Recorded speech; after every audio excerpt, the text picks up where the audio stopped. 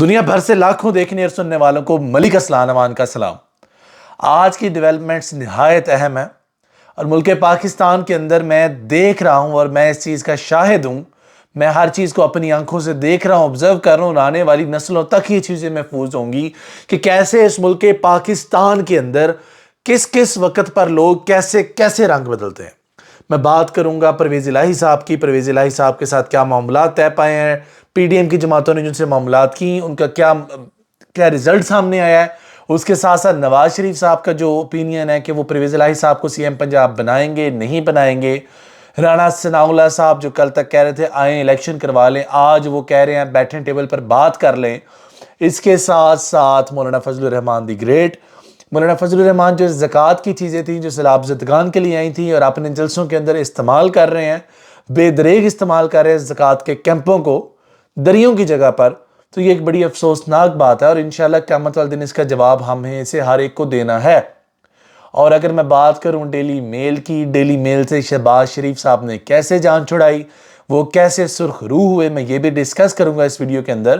Pakistan Peoples party کی funding اور مسلم league نون کی فنڈنگ کہاں سے ہوئی، کیسے ہوئی، نیا پنڈورا باکس کھلنے جا رہا ہے۔ اس کے ساتھ ساتھ عمران خان کی بیٹھک پی ڈی ایم کے ساتھ متوقع ہے یا نہیں، ان تمام چیزوں پر مجھے آپ سے بات کرنی ہے۔ سب سے پہلے تو میں پرویز الہی کے بارے میں بات کروں گا کہ پرویز الہی کیا چاہتے تھے۔ پرویز الہی کو کیونکہ اوپر سے آرڈر تھے شاید کہ وہ پارٹی بدلے، لیکن پارٹی بدلتے وقت میاں نواز شریف صاحب نے کلیئرلی بول دیا کہ جناب ہم آپ کو سی ایم پنجاب تو نہیں بنا سکتے، ہاں جو مرضی وزارت آپ مانگے وہ آپ کو ہم دے دیں گے، جس پر پرویز الہی نے خاصا بہمی کا اظہار کیا اور انہوں نے جہاں وہ بیٹھے ہیں وہیں بیٹھنا مناسب سمجھا ذرائع کے مطابق۔ یہ چیزیں عین غلط بھی ہو سکتی ہیں اور درست بھی ہو سکتی ہیں، اس پر کسی بھی قسم کا دعویٰ کرنا قبل از وقت ہوگا، کیونکہ سیاست کے اندر چیزیں جس طرح بدلتی ہیں آپ کسی بھی بات کو 100% نہیں لے سکتے اور سورسز بھی وقتاً فوقتاً تبدیل ہوتے رہتے ہیں۔ اس کے ساتھ ساتھ جو بات کنفرم ہے وہ رانا ثناءاللہ صاحب کی ہے کہ رانا ثناءاللہ صاحب جو کل تک کہہ رہے تھے آئیں الیکشن لڑتے ہیں، یہ چھوڑے اسمبلیاں توڑنے کی بات رانا ثناءاللہ صاحب ایکسپیکٹ کر رہے تھے، سوچ رہے تھے،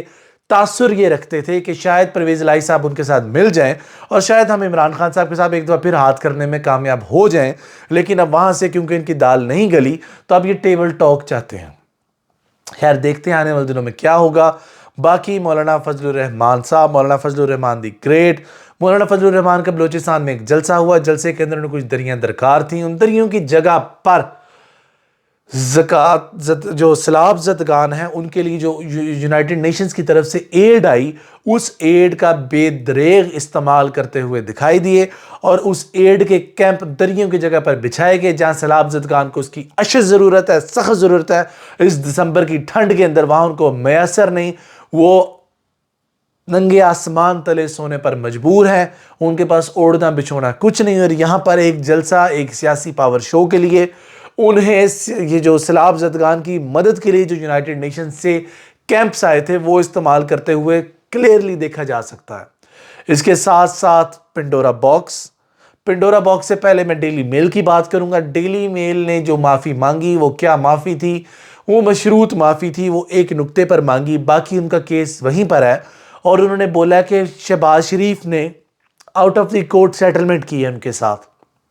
دیکھیں out of the court settlement کا مطلب آپ بھی جانتے ہیں اور ہم بھی جانتے ہیں کہ عدالت کے باہر جا کر کہنا مکا کی کر لینا، جس طرح مکا کی سیاست ہوتی ہے، جس طرح آپ سے کوئی ایکسیڈنٹ ہو جائے، کوئی قتل ہو جائے اللہ معاف کرے تو آپ لواحقین کے پاس جاتے ہیں اور خون بہا کی قیمت دے کر معافی مشروط منگوا لیتے ہیں اور لواحقین کورٹ میں جا کر کہتے ہیں کہ ہماری out of the court settlement ہوگی ہے۔ بالکل ایسے معاملات طے پائے ہیں۔ اس کے ساتھ ساتھ پنڈورا باکس کی میں بات کر رہا تھا۔ پنڈورا باکس ہے کیا؟ پنڈورا باکس جس طرح عمران خان کو نااہل کرنے کی کوشش کی گئی اور یہ کوشش کی گئی ایک رنگ دینے کی کہ جناب عمران خان صاحب جو ہیں وہ جو انہوں نے کرپشن کی یا ان کے اوپر کچھ معاملات تھے، ان کی پارٹی فنڈنگ کہاں سے آ رہی تھی، بیرون ملک میں فنڈنگ کیوں ہوئی، عمران خان صاحب نے جو منی ٹریل دی اس کے بعد یہ توپ ان سے ٹل گئی۔ اب عمران خان کے وکیل جو ہیں وہ ہائی کورٹ کے اندر گئے ہیں اور وہ کہہ رہے ہیں کہ جناب اب ان دو پارٹیوں کی بھی بات کی جائے، ان دو پارٹیوں کی بھی پنڈورا باکس کھولے جائیں اور ان سے پوچھا جائے ان کو فنڈنگ کہاں سے مل رہی ہے۔ تو اب وہ فنڈنگ کا کیس کھلنے جا رہا ہے 22 دسمبر کو، اور عین ممکن ہے کہ ان دو پارٹیوں کے پاس کوئی گراؤنڈز نہ ہوں، کہاں سے فنڈنگ آتی ہے وہ یہ نہ ثابت کر سکیں اور عین ممکن ہے ذلت و رسوائی ان کا مقدر بنے۔ باقی عمران خان کی بیٹھک، لوگ کہہ رہے ہیں کہ عمران خان کو بیٹھ کر بات کرنی چاہیے،